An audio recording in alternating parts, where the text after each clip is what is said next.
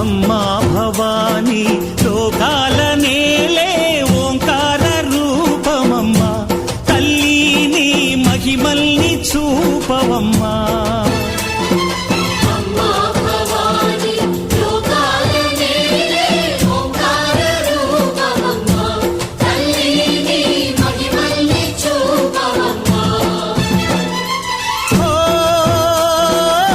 సృష్టికే దీపమా, శక్తికే మూలమా, సింహరథమే నీదమ్మా.